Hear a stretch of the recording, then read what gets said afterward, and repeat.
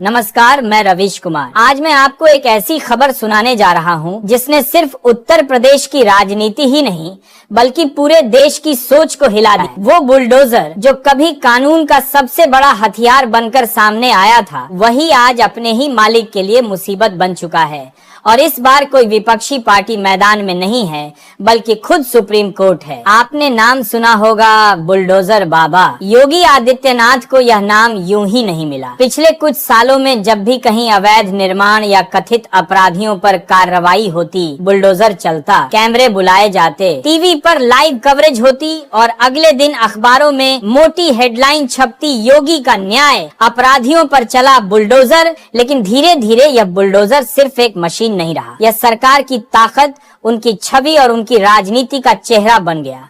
लोग तालियां बजाने लगे, भीड़ खुश होने लगी और सत्ता ने इसे वोट बैंक में बदल लिया। मगर एक सवाल हमेशा दबा दिया गया, क्या सच में जिनके घर टूटे वे अपराधी थे या सिर्फ शक और राजनीति की वजह से गरीबों का आशियाना ढहा दिया गया? अब कहानी पलट गई है। सुप्रीम कोर्ट ने साफ कह दिया है कि बिना नोटिस और बिना सुनवाई किसी का घर तोड़ना अवैध है। जिन घरों को ऐसे गिराया गया है उन्हें दोबारा बनाया जाए, और अगर ऐसा नहीं किया गया तो सीधा मुख्यमंत्री तक को जेल जाना पड़ सकता है। सोचिए यह कितना बड़ा फैसला है। पहली बार देश की सबसे बड़ी अदालत ने किसी मुख्यमंत्री को इतनी सख्ती से चेतावनी दी है। जो काम कभी तालियों की गड़गड़ाहट में छुप जाते थे, वही अब अदालत में गूंज रहे हैं। जो फैसले कभी चालाकी कहे जाते थे, आज वही फैसले गुनाह की फहरिस्त में दर्ज हो रहे हैं। यानी जो कारनामे कभी लोकप्रियता दिला रहे थे, वही अब जेल के दरवाजे खोल सकते हैं। सवाल सिर्फ गरीबों के घर का नहीं रहा बल्कि मुख्यमंत्री की कुर्सी और उनकी आजादी तक पहुंच गया है। जरा याद कीजिए वो तस्वीरें लखनऊ,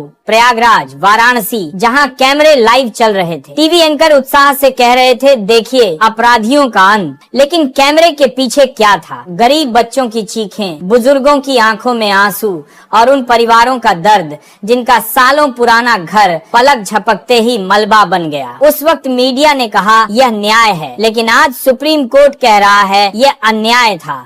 और मजे की बात यह है कि वही मीडिया जिसने बुलडोजर को न्याय कहा था, अब चुप है, क्योंकि कैमरा अक्सर वहीं झुकता है जहां सत्ता चाहती है। मगर लोकतंत्र कैमरे से नहीं चलता, लोकतंत्र संविधान से चलता है। और संविधान कहता है हर किसी को सुनवाई का अधिकार है, हर किसी को न्याय पाने का अधिकार है। कानून सबके लिए बराबर है, चाहे मुख्यमंत्री हो या साधारण नागरिक। अब सोचिए, अगर कल सच में योगी आदित्यनाथ को जेल जाना पड़ा तो यह सिर्फ एक मुख्यमंत्री की हार नहीं होगी, ये लोकतंत्र की सबसे बड़ी जीत होगी। यह संदेश जाएगा कि सत्ता चाहे कितनी भी बड़ी क्यों न हो, कानून उससे भी बड़ा है। और यह फैसला सिर्फ उत्तर प्रदेश तक सीमित नहीं रहेगा।